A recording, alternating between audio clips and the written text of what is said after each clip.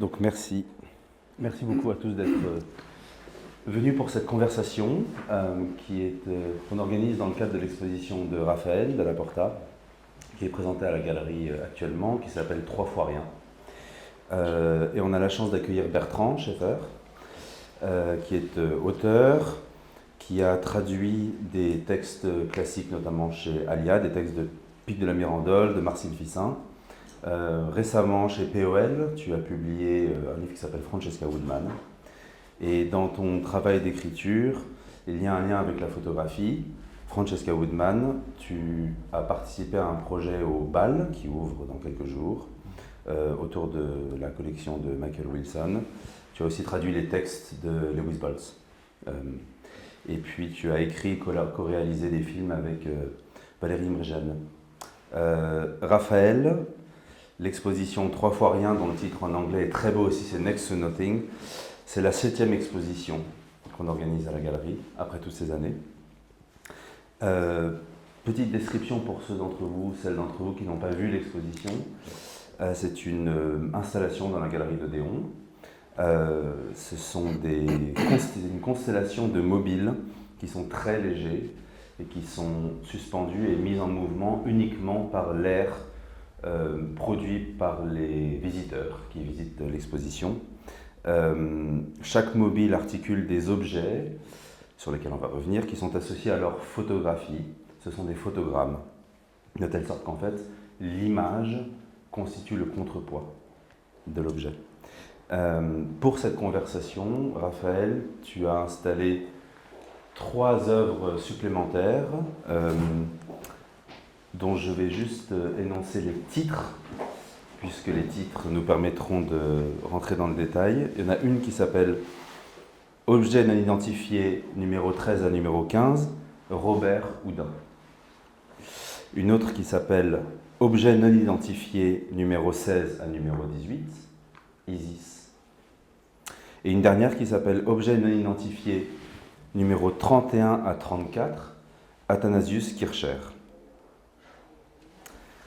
Alors, la première question, tu appelles ces objets des objets non identifiés. Tu en fais une collection depuis de nombreuses années. D'où te vient cette pratique de cette collection de ces objets qui nous a permis de faire cette exposition? Alors, j'ai pas trébuché sur un ONI, mais presque. Et ça fait quelques années que je me laisse émouvoir sur des trajets quotidiens par un objet que je vais ramasser, cueillir. Mais ça fait que quelques années que je les conserve vraiment. C'est pas que je prends au sérieux, mais que je porte l'attention plus de les conserver en vue de les transformer. Et le nom objet non identifié, non connu, vient du fait que je partage cette pratique quotidienne avec mes enfants qui ont trouvé ce nom. Mon fils Gabriel qui a trouvé cet acronyme ONI qui est très familier, qui est très doux, que j'aime particulièrement. Et c'est des objets qui me touchent par l'absence en fait, de fonction. Sont pas seulement non identifiés, mais ils ont perdu en fait leur fonction. C'est même que cela que je vais conserver. C'est une pratique très très simple, hein. C'est de ramener dans une circulation urbaine un truc qu'on fait facilement en vacances, d'aller ramasser un caillou, se promener avec, le caresser, et ça marche avec les coquillages, enfin ça parle à tout le monde. Mais c'est vrai que moi je le vis depuis quelques années maintenant au quotidien. De m'arrêter dans ce flux pour un objet. Alors que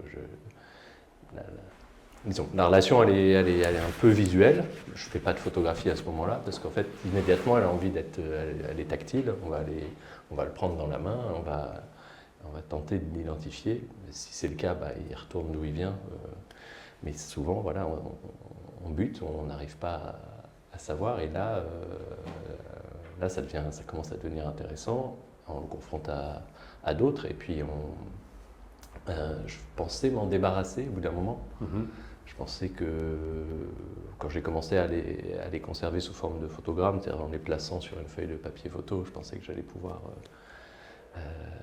faire une cérémonie et puis me débarrasser de ces objets, mais en fait j'y suis attaché, Et en préparation donc on avait programmé cette expo longtemps à l'avance, mais c'est en préparation de cette expo qu'est venu cet équilibre de finalement conserver l'image et de jouer d'un simple contrepoids, de les équilibrer, de confronter l'image qui n'est en fait que l'ombre en négatif, une sorte de main négative de l'objet, à l'objet réel, et de fabriquer ces mobiles, parce que c'est la continuité en fait de cette forme gratuite que j'invente pas. Les mobiles tournent par eux-mêmes, c'est une mécanique que je contrôle que par l'équilibre. Et une des formes qui me plaît le plus là, dans la forme finale, c'est la courbure qui vient uniquement du poids des objets, du poids de la photographie. La corde à piano que j'utilise est rigide, enfin, elle est souple, mais elle est droite, et elle n'est courbe que par le poids des objets. Et c'est toutes ces simplicités qui me semblent être dans la continuité de l'attention qu'on porte à ces objets en les conservant, après en les élevant, et puis après en les nommant.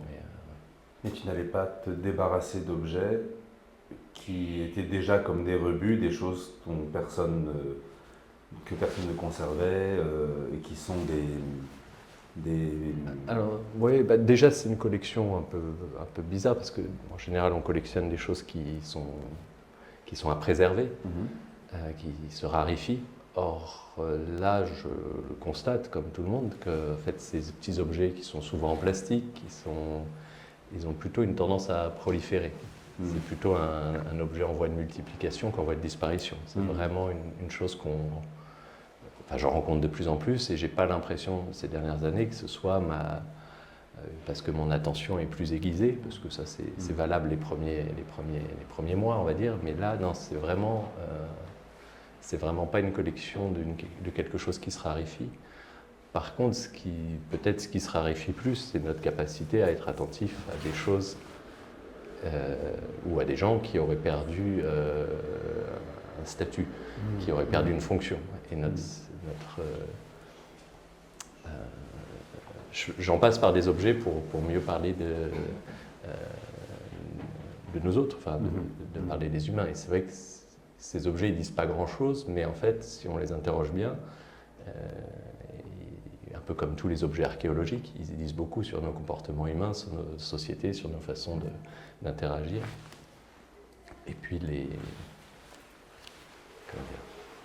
objets, en fait, ont peu de sens. Le sens, c'est ce qu'on en fait, c'est les relations qu'on tisse entre eux.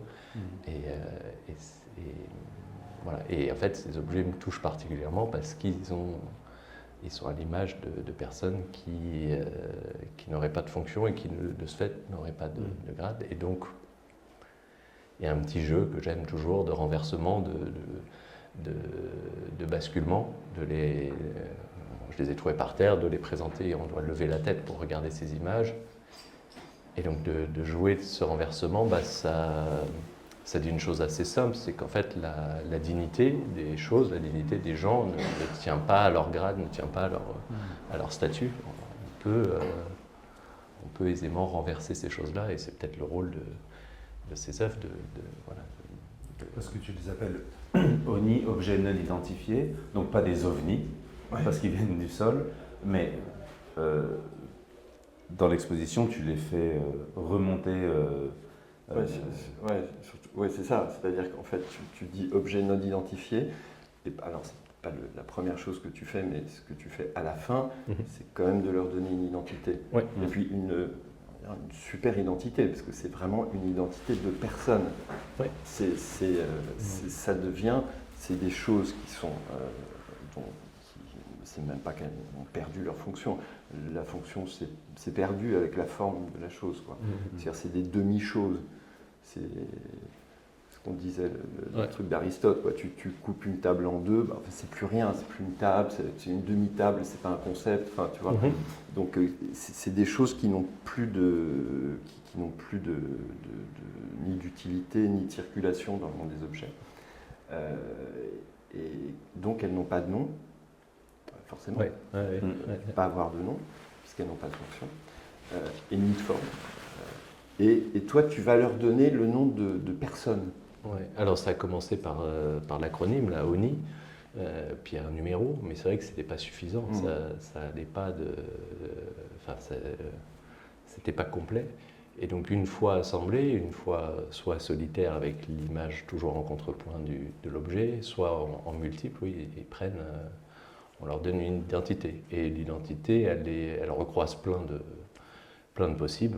On sait pas, je me suis pas limité à juste des divinités mais un joyeux mélange de personnes qui ont une forte influence. Mais ce sont des gens, quoi. Des gens, alors des gens réels qui ont existé, ou des personnages de fiction, mais qui ont une influence, mais qui, dans les scénarios de ceux qui ont inventé ces personnages, ou dans l'histoire ou dans la vie réelle, sur lesquels la société a exercé une pression qui a été excluante.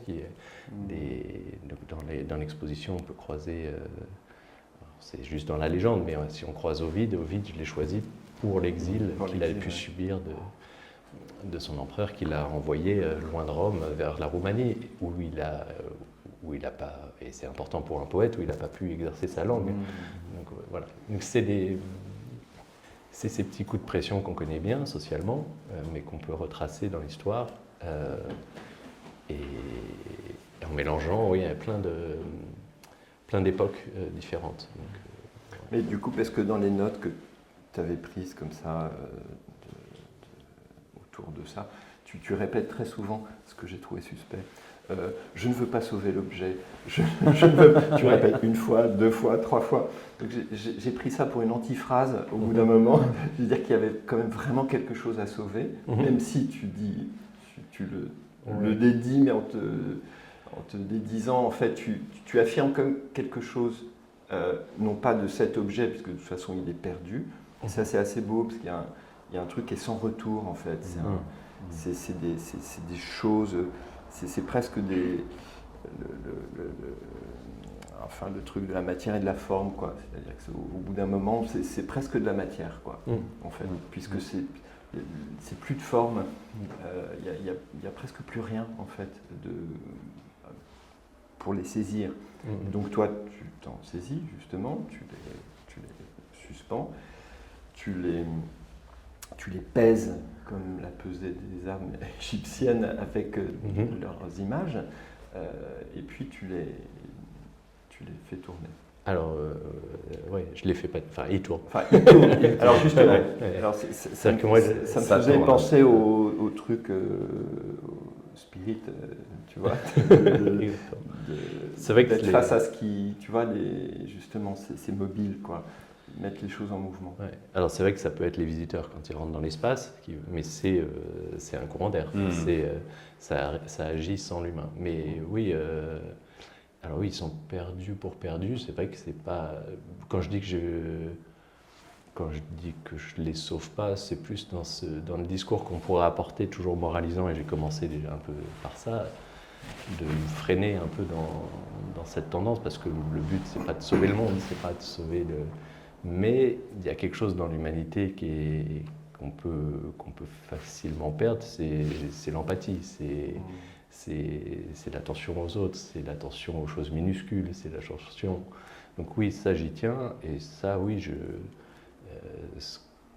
le rôle de ces objets, c'est effectivement peut-être de nous rendre pas moins empathiques, mais pas de sauver le monde là. Voilà. Parce que tout à coup, en effet, on a cette attention à l'infime, aux fragments perdus. Tu appelles ça les choses qui flottent aussi, les fragments dans le cosmos. Oui. Il y a ce truc un peu post-romantique, tu sais, chez Hofmannsthal, sur l'attention justement à tous ces petits détails, au rien du monde, enfin, à tous ces petits fragments minuscules. C'est dans la lettre de Lord Chandos, que j'ai relu d'ailleurs. C'est presque une description de ce que tu trouves en fait. C'est assez beau. Moi, je ne sais pas si c'est temps post-romantique ou post... ou en tout maintenant, cas, ou maintenant, parce c'est-à-dire que c'est maintenant on n'est pas c'est romantique, plutôt une ère... c'est plutôt ça que ça signifie. Mais... Moi, je les situe plus dans une ère atomique, en fait, un âge atomique, parce que ces objets voilà, en plastique, issus de la... Souvent, enfin, il y a du métal aussi, mais beaucoup sont issus du pétrole transformé. Dans les personnages choisis, il y en a beaucoup qui ont un lien avec les... pas directement avec les radiations, mais cette idée que ces objets prolifèrent, ça vient d'un ouvrage de science-fiction qui est assez connu de Philippe K. Dick, qui a donné un film très connu qui s'appelle Blade Runner. L'ouvrage de K. Dick, et lui, des androïdes rêvent-ils de moutons électriques. Point d'interrogation. Dans ce roman, il y a un personnage, et c'est le nom d'un des objets non identifiés, qui est John Isidore, et lui est un spécial, c'est-à-dire quelqu'un qui est un peu réduit par l'effet des radiations, qui n'a pas des comportements totaux. C'est pas le tueur à gages qui va abattre les androïdes, c'est celui qui va plus faire la différence et qui va rester empathique avec eux, et qui fréquente des zones non habitées dans la ville, où les objets ont cette tendance à se multiplier, qui s'appelle le Keeple dans le roman. Et donc c'est des zones désertées où il y a une nouvelle loi de thermodynamique, une nouvelle loi physique, qui est que les objets, les coupures de journaux, n'importe quoi, qui auraient été laissées à l'abandon, du fait de l'abandon et du fait que personne ne les regarde, se multiplient par eux-mêmes, comme un champignon prendrait comme une moisissure. Et ça, c'est une loi contre laquelle on ne peut rien, dit le personnage. Mais lui, on le voit dans le film, il crée des objets à partir de ces rebuts. Il dit à une androïde que c'est ses amis, mais il bricole des choses avec, parce qu'il dit que c'est la seule manière d'éviter qu'ils prolifèrent. Il dit il se prolifère quand tu n'y prêtes pas attention. Si tu leur tournes le dos, ils se multiplient. C'est ça. Et moi, ça m'est arrivé de trouver dans la rue un ONI, mais de ne pas pouvoir m'arrêter pour le fait que je sois cycliste et que parfois c'est pas commode de s'arrêter, et de revenir sur le récupérer. Et il n'y en a pas un, il y en a deux. Ouais. Je suis assez convaincu, et je suis pas sur un grand fou, qu'ils se multiplient. Ouais, mais en fait, en essayant de voir si c'est pas vrai qu'ils se multiplient, on me fait souvent référence à un continent que je n'ai pas encore vu, mais qui est un nouveau continent qui est en train de se créer dans les océans. Il y a un théoricien américain dans les années 50, un physicien américain Kessel, qui a pensé à un principe. Alors ça ne se passe pas sur Terre, ça se passe pas en haute atmosphère, ça se passe dans la zone où il y a tous nos satellites depuis les années 60. Il y a des débris, quand ils sont non fonctionnels, donc comme nos ONI, c'est beau parce que tu prends l'ombre et la lumière vraiment à chaque fois. C'est assez beau, ouais. Je suis dans l'espace. Ouais. Oui, donc dans l'espace, apparemment, si un débris rencontre à une vitesse qui est pas celle qu'on a l'habitude de croiser sur Terre, un autre objet va créer une multitude de débris, et qu'aujourd'hui on arrive à en identifier. C'est la multiplication. Ouais. Voilà. Et c'est une prolifération aussi d'objets qu'on a fabriqués, qui ont perdu leur fonction et qui prolifèrent. Donc, j'ai tendance à croire que voilà, ça a lieu dans les mers, ça a lieu dans les ciels, ça a lieu sur Terre, comme je peux l'observer dans le mode urbain. Donc en tout cas, voilà, il faut apprendre à vivre avec et de fabriquer ces sortes de jouets, parce qu'il y a quelque chose de très ludique dans ces objets qui sont pas... ça redevient agréable de vivre avec. Donc moi, j'aime cohabiter avec ces objets. Et voilà. Mais enfin, moi, ce qui me trouble un peu, enfin, ça me trouble, je sais pas le bon mot, mais c'est que je reviens quand même à ce truc d'identité, quoi. C'est-à-dire de coller l'identité de quelqu'un. Parce que moi, je pourrais tout à fait me contenter de ça. Je trouve que c'est super beau. Et puis le contrepoids de l'image, de donner un poids au photogramme, ça, pour moi, c'est vraiment... Enfin, et puis la réalisation me semble vraiment impeccable. Mais que tu arrives en plus, derrière, avec cette idée, transforme en fait chacune de ces œuvres en... enfin au sens vraiment poétique, en tombeau, quoi. Tu vois ? Et juste pour donner une idée, les noms dont tu parles, c'est par exemple Giordano Bruno, Ah oui, tu les as pas cités tous. Kim Novak, Ouais, Constance Kenyo, c'est-à-dire. Harry Houdini, Ouais. Pasolini. Mais j'aime pas trop en faire une litanie. J'aime bien les garder individuellement. On peut en parler de pourquoi Constance Kenyo, ou je sais pas, Ouais. parce que c'est. Mais tu Mais vois un c'est tombeau au sens comme un poème poétique, c'est quoi. dépendu, Enfin, oui, tu vois, en tout cas, ouais.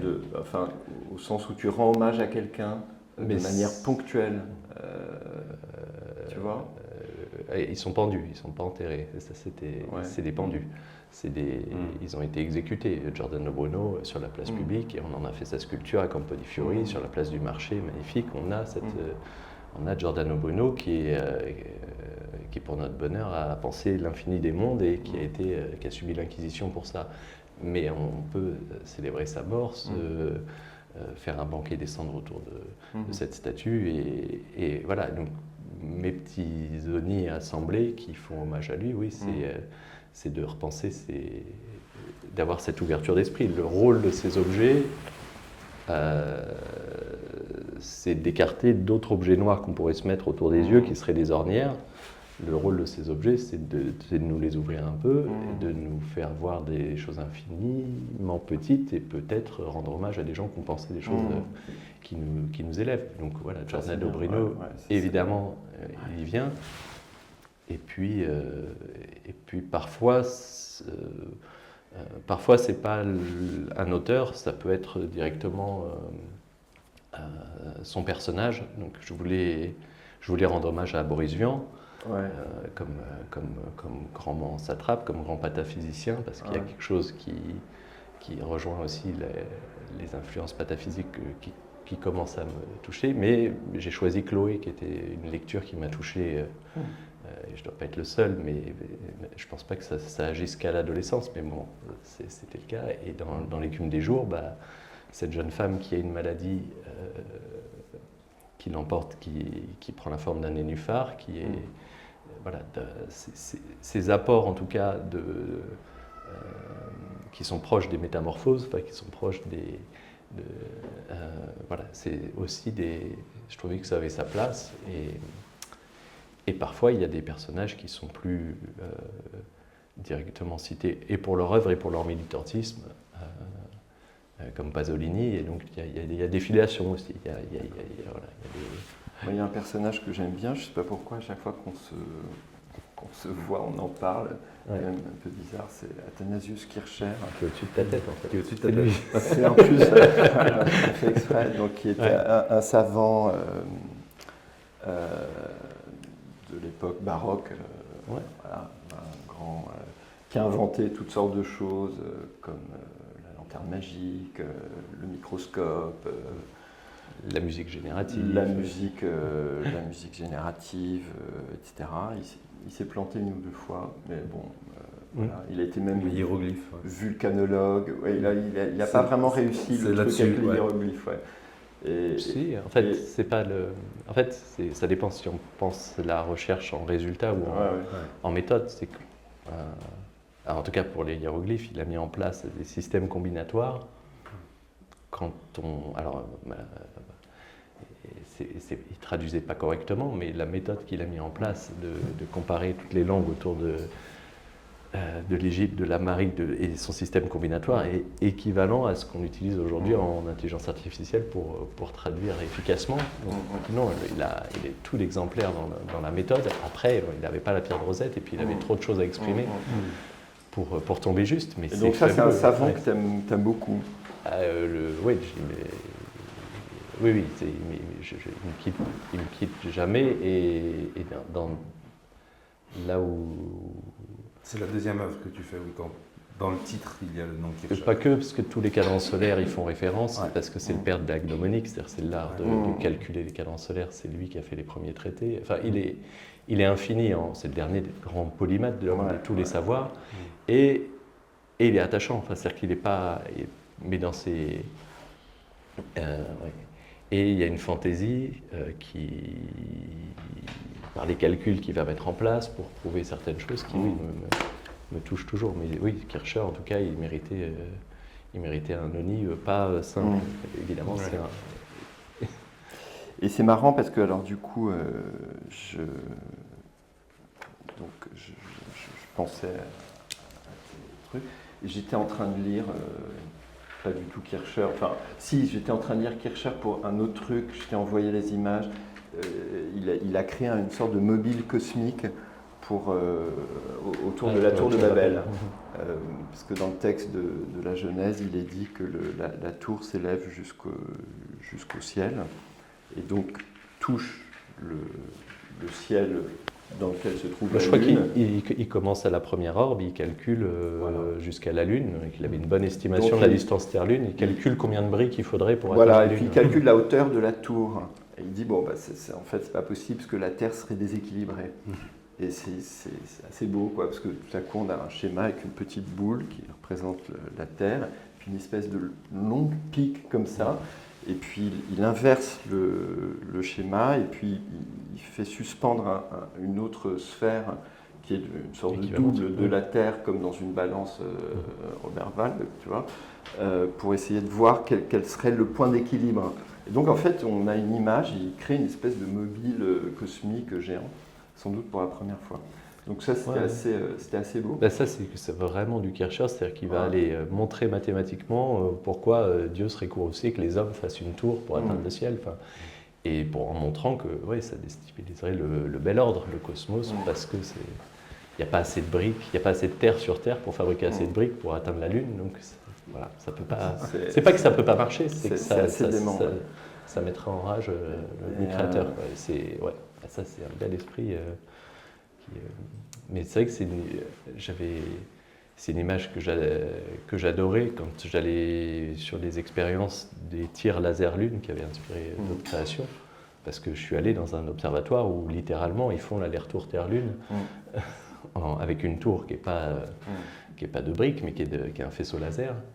Et c'est vrai que c'est toujours ces allers-retours. Enfin, la Lune, on a vécu des expériences d'aller la voir de près avec une dunette. C'est quand même chouette de faire c'est un voyage qui est beau à faire depuis la Terre, quoi. Et oui. Et donc voilà, donc je pensais à Kircher et tout ça, et puis j'étais en train de lire carrément autre chose, les leçons de Francfort de Ingeborg Bachmann. Je ne sais pas si vous avez vu ça. Je vois pas beaucoup de hochements de tête là. C'est très beau, c'est des leçons qu'elle faisait sur la littérature à Francfort entre les années 60 et les années 70. Donc Ingeborg Bachmann, c'est vraiment la passionnariat de la poésie allemande. Elle a été avec Paul Celan, avec Günter Grass, avec Thomas Bernhard, vraiment la grande personnalité de la littérature allemande. Et à un moment donné, vraiment je pensais, le dernier endroit où je pouvais trouver ça, je tombe sur cette phrase. On apprend qu'un homme du nom d'Athanasius Kircher a construit, il y a quelques siècles, une machine à métaphore destinée à créer l'image parfaite à partir du néant. Wow. Pas mal. Ok. Et j'ai pensé à tes pièces. C'est une machine à créer, une machine parfaite à créer des métaphores à partir du néant. Est-ce que ça te... Ah non, c'est puissant. Bah oui, c'est mais c'est la perfection qui mérite. Parce que si on pense que, comme le Berlord, comme le cosmos, si on arrive à apprécier que c'est pas dans la perfection, dans l'idée qu'on s'en ferait aujourd'hui de quelque chose de parfaitement lisse et droit, et justement une perfection qui intégrerait les petites choses, les trois fois rien, des anomalies. Là c'est effectivement. Mais du coup, moi j'ai mieux compris en fait coup le Kircher, les mobiles, etc. Tu vois, avec vraiment c'était en plus. Alors je connais un peu Kircher parce que j'avais lu un certain nombre de textes comme la Musurgia Universalis, etc. Mais en fait, je ne vois pas exactement à quoi elle fait référence là. Ah non, mais il n'y a pas que des réalisations, hein, Kircher. Dans la plupart, par exemple, de ces cadences solaires, il y en a plein qui sont irréalisables. Mais la machine à métaphore, je ne sais pas si tu vois. Mais en tout cas, je me disais, pour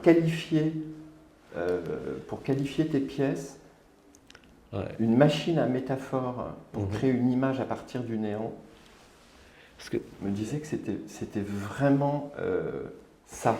Enfin, tu vois, que tu mettais en place, en fait, je veux dire que tu arrivais à mettre en œuvre. Ouais, non, ça me dépasse totalement. Non, je veux dire, tu peux rien rajouter à ça. T'as tout, t'as le rien, et la figure de style absolue. Non, ça me. Mais ce qui était sublime dans la préparation de l'exposition, c'est le moment presque une épiphanie. Parce que tu parlais du fait que à un stade de la préparation du projet, tu te demandais ce qu'il allait advenir des objets eux-mêmes, des ONI. Est-ce que c'était leur image que tu avais conservée? Et le moment où tu as dit en fait non, c'est les deux et c'est cet équilibre et c'est ça qui va constituer l'œuvre. Donc c'est pas une machine, c'est un moment de fulgurance. Oui, mais je pense que justement la machine parfaite, elle n'est pas, c'est pas la machine qu'on connaît. C'est cette machine à métaphore, évidemment, elle est d'une mécanique, comme on parle de mécanique céleste. C'est pas c'est effectivement où on est dans la mécanique des théâtres de la mémoire. Enfin, et d'ailleurs, tu évoques ça, ce qu'on appelait autrefois les imagines agentes, quoi. C'est-à-dire les images agissantes à partir desquelles on réenclenche de la connaissance, des souvenirs, Après, des savoirs. C'est pas des images d'une grande violence qui nous impacteraient notre mémoire, c'est des images oui, mais en tout cas, c'est des images d'oubliés pour un travail de mémoire. Mais c'est vrai que c'est des grands oubliés, ces petits objets. C'est pas, voilà. Mais il y a ce qu'on appelait, dans toute la série des images de cette époque-là, de la Renaissance, etc., il y avait les imagines agentes, les symboles, et les imprésés. C'est quand même des empreintes. Ah oui, et ça a failli être des symboles, au sens... j'ai longtemps... j'ai beaucoup échangé des moitiés données avec des gens qui m'en offraient. C'est-à-dire que ça m'amuse toujours, mais c'est vrai que c'est pas cette transformation-là, c'est-à-dire de prendre un objet et de le briser en deux, et de le faire contractuellement, amicalement, de se l'échanger, et que ce soit un objet qui puisse pas être falsifié. C'est la brisure symbolique qui fait que l'union restera toujours. Et donc c'est de prendre ces presque rien, de les briser en deux et d'en faire quelque chose de très fort. Parce que dans cet équilibre, il y a aussi cet équilibre entre ce qui serait de l'ordre de l'utile et de l'inutile. Et je pense sincèrement que c'est un principe qu'on devrait juger de façon équivalente. C'est-à-dire que quelque chose d'utile ou quelque chose d'inutile, ça n'a pas vraiment de sens. Ça peut très bien être renversé. Il suffit d'être attentif quand on fait quelque chose pour quelqu'un, ou quand on fait quelque chose avec empathie, quand on fait quelque chose avec affection, qu'elle soit utile ou inutile, si elle est tournée vers l'autre, voilà, on peut renverser largement ces rapports-là. Donc dans ces objets, voilà, il y a ce jeu de gratuité,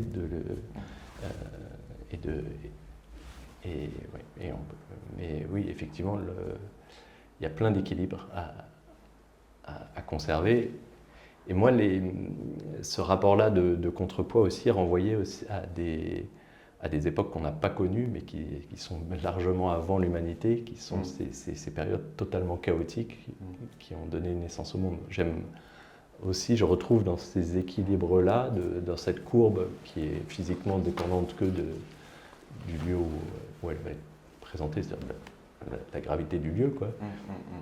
Et de leur rotation qui est quasi naturelle, qui dépend que de l'air, d'un rapport aux très anciennes cosmographies de comment on se représentait l'univers. Et c'est vrai qu'il y a ça. Le fait de lever la tête et de voir des choses en rotation, puisqu'il n'y a pas grand-chose qui ne tourne pas dans l'au-delà, tout tourne, voilà, ça renvoie ces petites choses à non pas un macrocosme, mais carrément un cosmos. Oui. Et toi, tu es le premier homme, le chasseur-cueilleur. Alors il y en a un d'ailleurs. Il y en a un. Il y en a un, absolument. Il y a un chasseur-cueilleur. On m'en offre maintenant. Enfin, c'est venu assez tôt. De gens qui. J'ai un ami, Emmanuel, qui m'a offert un. Alors c'est vraiment un biface, mais du néolithique très tardif, parce que c'est du plastique, donc c'est un matériau composite. Donc il aurait été trouvé en bord de mer, mais vraiment il a une forme qui paraît très ancienne, et qui fait penser à l'époque du néolithique, donc des pierres polies. Et donc il y a peu de personnalités du néolithique dont on a les noms, mais il y en a un qui s'appelle Otzi, qui est un personnage qui est apparu dans les années 1990. Dans les Alpes, un glacier a fondu, des randonneurs, des alpinistes sont tombés sur une momie. On crut que c'était un alpiniste.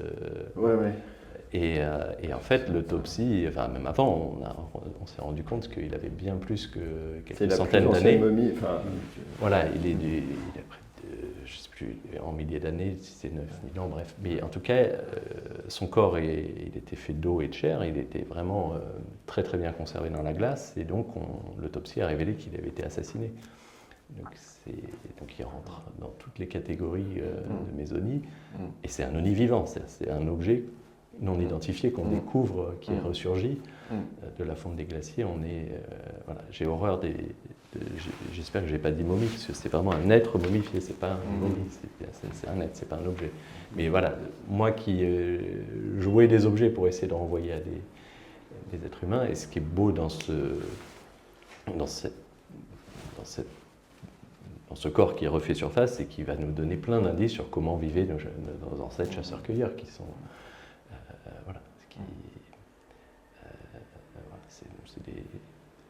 mais c'est vrai que c'est pas non plus un geste trop archéologique. Là, on est encore une fois. Mais c'est pas vraiment une collection. En fait. Non, parce que je pensais à la collection, c'est-à-dire le truc infini comme ça qui joue sur l'absence et sur le soi-même comme fin de la collection. C'est tout le truc de Baudrillard. C'est sur le collectionneur qui est lui-même le terme de sa collection, qui ne peut être borné que par sa propre mort en fait. La mort du collectionneur, c'est la fin de la collection. Enfin, c'est le truc à côté un peu compulsif de la collection. Non, mais c'est vrai que j'ai pas l'impression que ce soit ça en fait qu'il y a un. C'est vrai que j'aimais pas ce stade-là d'avoir juste mes boîtes avec les objets, ou même bien classés. Non, j'aime bien. Mon but de cette collection, c'est de l'animer, donc c'est de la mettre en mouvement comme ça. Et puis maintenant, c'est qu'elle se. Un truc d'élection quand même, non? J'ai l'impression. C'est ce plaisir d'avoir des choses complètement démembrées. J'aime ce remembrement pour à nouveau le rééparpiller. Donc maintenant que ces objets existent, je suis prêt vraiment à m'en libérer. Donc j'ai pas du tout cet esprit de collectionneur ou de préservation. Encore une fois, c'est pas fait pour. Mais il y a eu une phase comme ça, et que je continue. C'est une étape, mais mon but, c'est que ça reparte en circulation. L'idée, c'est de les réanimer, ces objets. Donc c'est Isis, là. Là, on est dans Isis, là, oui. D'accord. Effectivement. Elle est là? Elle est là, oui. Avec en 3. Voilà.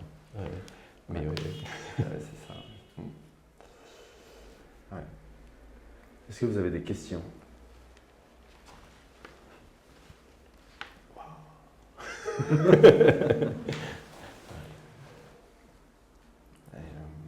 J'en ai peut-être, non? On s'en rend peut-être un peu compte là, mais ce qui est très très beau aussi dans l'installation, tout est en équilibre, il y a toujours une partie et une autre. Et c'est aussi que les images sont des photogrammes et donc ce sont des négatifs. Et tu retrouves la silhouette de tout ça dans l'espace qu'on voit un peu ici, encore plus dans la galerie, en négatif, en ombre. Enfin voilà. La réalisation est parfaite. Est extraordinaire. Tu n'as pas à avoir peur du mot parfait. Non, mais c'est vrai que j'aime les cadrans solaires et le jeu des ombres me plaît beaucoup. Je réalise que quand ils tournent à peine, quand leur mouvement est imperceptible, parce qu'il est très proche comme là, on est en train de tourner sur notre planète, l'ombre, elle, alors, c'est lié à la distance de la source de lumière. Bon, l'ombre projetée tourne, elle, un peu plus vite. Donc elle nous donne un indice que c'est en rotation et qu'il y ait plusieurs vitesses comme ça qui soient totalement liées, parce que c'est cet objet qui tourne et c'est son ombre. Mais ouais, ça, c'est très apaisant, c'est très agréable à regarder. Mais moi, ce qui me plaît dans cette expo et ce qui me plaît dans ces objets, c'est que ça peut me pas mal à l'aise un enfant. Bah, voilà, tu mets un enfant dans l'expo, il est bien, enfin, c'est très ludique. J'adorerais depuis le début de partager ça avec mes enfants, c'est les premiers à m'en offrir, quand ils peuvent, quand une autorité leur interdit pas de tripoter ce qui est par terre ou autre. Et puis c'est... je souhaitais même qu'à un moment, c'était pas que je voulais pas que tu sois là, mais en plus que ma fille Maya participe à cet échange parce qu'elle a une spontanéité totale. Elle a grandi avec ces objets. Enfin, elle les connaît. Pour elle, c'est un onis, ça fait partie de son vocabulaire. Elle n'a pas encore lu Kircher, c'est bien. C'est bien. mais elle a cet esprit qu'il y a chez Kircher, non pas d'être le polymathe de tous les savoirs, c'est l'opposé, mais je le retrouve dans cette boucle infernale. C'est qu'elle le dit avec désinvolture, c'est pas le terme, elle le dit avec une légèreté, une spontanéité fabuleuse. Quand je lui demande c'est quoi un oni, elle va donner la définition parfaite qui est qu'un oni en fait c'est quelque chose, on ne sait pas ce que c'est. Mais moi je le dis mal, elle le dit bien, c'est-à-dire qu'elle le dit avec une joie, le vrai plaisir de... je sais pas, un savant comme toi qui prendrait des airs de philosophe à dire au fond tout ce qu'on sait c'est qu'on ne sait rien, c'est pas pareil, pardon, mais c'est un enfant quand il le dit et on a envie d'être cela, on a envie d'être de ce côté-là, d'être vraiment dans la joie, de se dire que vraiment il n'y a pas plus beau que de dire tranquillement, on ne sait pas quoi. Donc voilà, mais merci de ne pas avoir de questions parce que j'aurais répondu je ne sais pas. Ça aurait été embarrassant parce que je ne sais pas le dire comme un enfant. Attends, parce que je voudrais juste simplement, ça m'a fait juste beaucoup rire. C'est parce qu'on parlait des trucs mobiles et des tombeaux et des esprits et tout ça. Et je me suis dit, c'est vrai que chez moi, j'ai le livre des tables de Victor Hugo, qui est comme un énorme délire, où il fait parler Jésus, il fait parler Shakespeare, il fait parler Dante. Puis c'est des flots et des flots et des flots de paroles. Donc il est à Jersey. Et il est avec un de ses fils qui est un peu malade, qui s'appelle Charles. Il est avec sa fille Adèle. Et puis avec un ami qui s'appelle Auguste Vacry. Et je me dis, tu vois, ça doit être marrant. Enfin, je vais regarder. Puis j'ouvre le livre tout à l'heure. Vraiment, et je tombe sur c'est la séance la plus courte qu'ils aient faite, parce que quelqu'un s'est senti mal tout de suite. Donc la séance a été interrompue, et donc ça dure 1 minute, et c'est Hugo qui retranscrit. Donc ils interrogent une table, voilà, et j'ai lu la préface dans tous les sens. Pas une demi-table, une table entière. Une table entière, j'ai lu la préface dans tous les sens, et je n'ai pas compris qui parlait exactement. Parce que la table répond, elle dit des trucs, si tu veux, parfois c'est 3 pages, tu vois. Jésus qui se met à parler. Qui es-tu? Jésus. Et alors, que penses-tu? On l'interroge sur un truc. Et pendant 3 pages, il parle. Et j'ai pas réussi à comprendre qui. Parce que c'est les procès-verbales, en fait, que Hugo tenait des séances de spirit. Et alors là, tout à l'heure, juste avant de venir, j'ouvre et je tombe. Et on pose la question, qui est là, à la table? Réponse, Raphaël. Victor Hugo pose la question, es-tu le grand homme ou le grand ange? Si tu es le grand homme, frappe un coup, sinon 2. Il y a marqué, didascalie, un coup.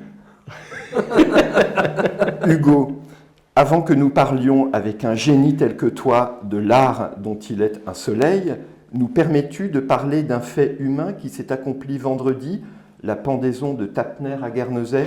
Wow. Non. Ça ne l'intéresse pas visiblement. Hugo, as-tu donc quelque chose à nous dire? Oui. Hugo, eh bien, dis-nous de quoi tu as à nous parler. De l'art. Charles se plaint d'être fatigué et veut sortir. Charles Hugo. Voudrais-tu revenir un jour de cette semaine quand je serai dispo et en train? Raphaël répond oui. Fin de séance, il quitte la pièce. Oh. C'est pas mal, non? Ah oui. Voilà. Bravo. Ah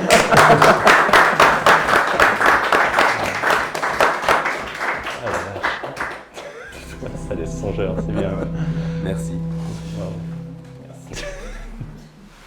Donc pour ceux qui veulent poursuivre avec la séance de spiritisme animée par Bertrand Schaeffer et moi-même. Avec un petit verre de vin. Très bien.